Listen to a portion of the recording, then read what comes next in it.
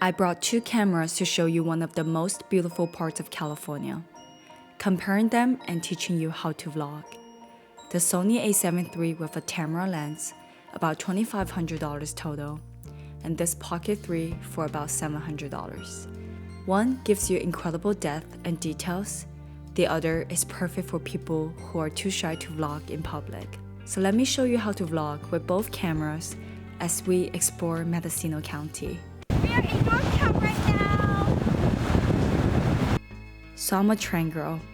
If you know me or found me from my first vlog, I took a 12-hour Amtrak from home just to get here to ride the historic Skunk train.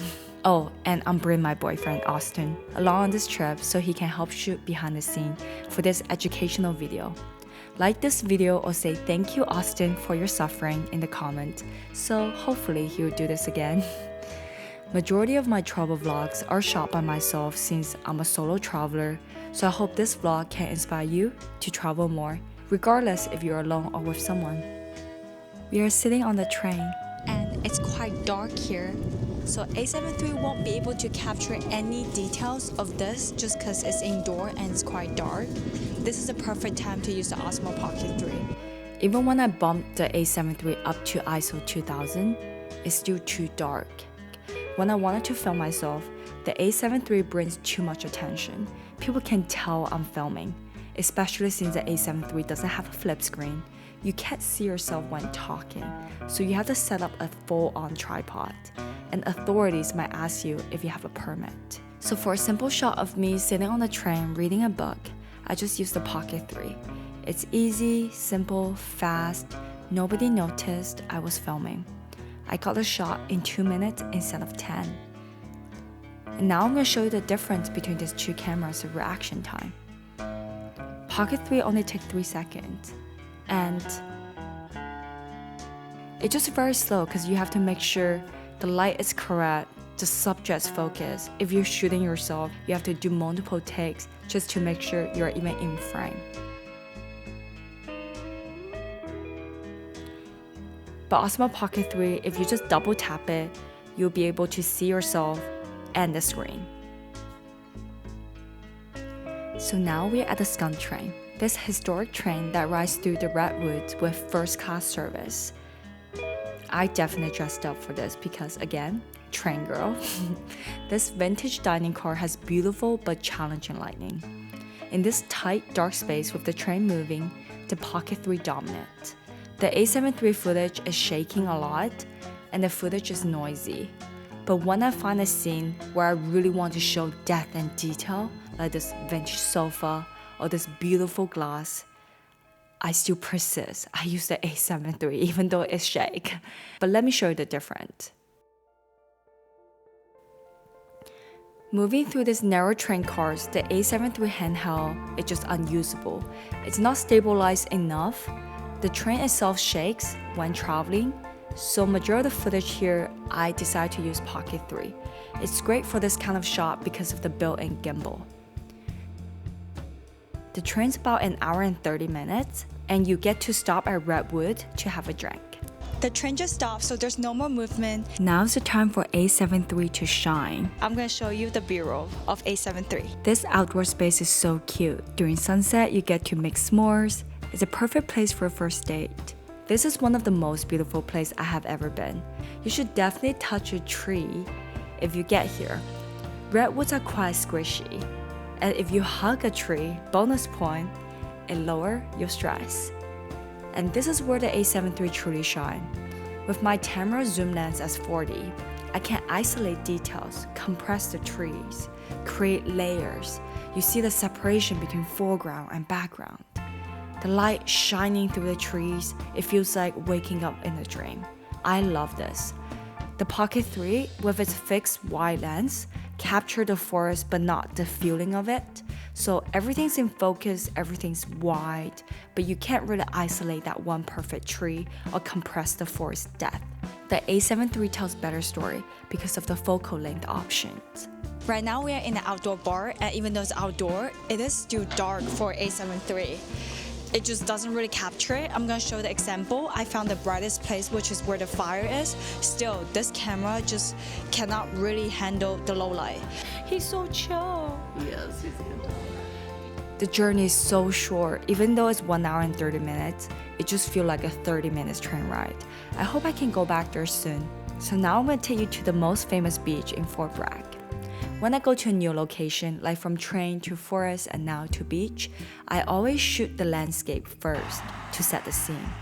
I'm stable personally, so this is a perfect time to pull out your DSLR and shoot the whole scenery. Watch this. With the A7 III, I can see the house and beach clearly. With the Pocket 3, you know it's there, but can't really see the details. And the thing is, with the A7 III camera, I can swap to another lens to see even clearer, get even more detail. But the Pocket 3, you're stuck with that one wide lens. After setting the scene with a shot like this, I show the journey of getting there, like a close-up of my feet walking. And that's where the Pocket 3 comes in. The Pocket 3 has a gimbal literally built into the camera. So I'm going to show you the difference. I can do my step easily here by myself without a filmer to show you what the walk looks like. And for A7 III here, I try really hard to be stable. The A7 III stabilization just isn't good enough for movement. Currently, we are visiting Glass Beach. It's a beautiful destination. If you ever visit Northern California, definitely come visit. And I'm gonna shoot the same exact footage and show you what's the differences of these two cameras. This beach is famous for having thousands of smooth glass pieces, and it's a place where Austin most excited about. Here's him picking out the glass. So smooth.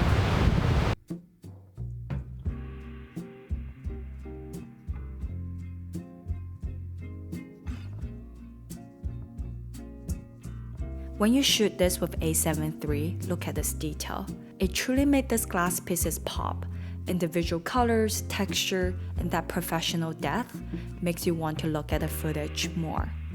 But when the Pocket 3 tried the same shot, everything's in focus. It feels more documentary style, but not as artistic film, or nowadays we call it cinematic enough.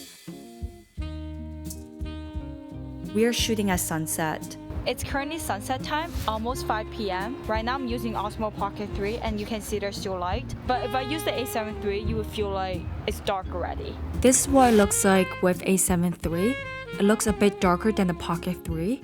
And also if you look at the water, there are lots of noise. Pocket 3 definitely capture a lot more, and A7 III, it feels like it's a lot more darker.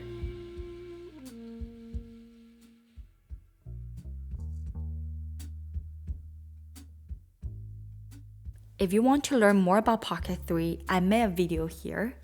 And if you want to learn exactly how to vlog shot by shot, I make a video here. Remember to thank Austin in the comments if this behind the scene footage helped you understand this camera better. Music plays a huge part when you're trying to tell a story. The music I use throughout the vlog, it's from Musicbed. I have been using them for the past year, and if you're watching early December, if you sign up with the link down below, you get a free year of sound effect with the code. One thing about travel vlog is battery is really important. On paper, both of this battery last similar time, usually around 2 hours, but for my personal experience, I do find that A7 III lasts longer. It's quite important for travel vloggers just to know that. I often bring spare batteries plus a power bank. I'm going to compare the sizes for you, A7 III and Pocket 3. I honestly think A7 III lasts longer. It's probably because the size, just look how much bigger than Pocket 3's battery. But the good thing about Pocket 3 is it's tiny. Look at the size. It fits in your pocket, it fits in your purse. So for convenience, 100% Pocket 3 is perfect for it. So what we learned is A7 III for setting shot for new locations. Pocket 3 for the journey between spots like the feet walking, movement shot. Of course, you can do A7 III for walking shot if you have a tripod at a place that's not crowded, but it's really hard to do if you're at a touristy spot.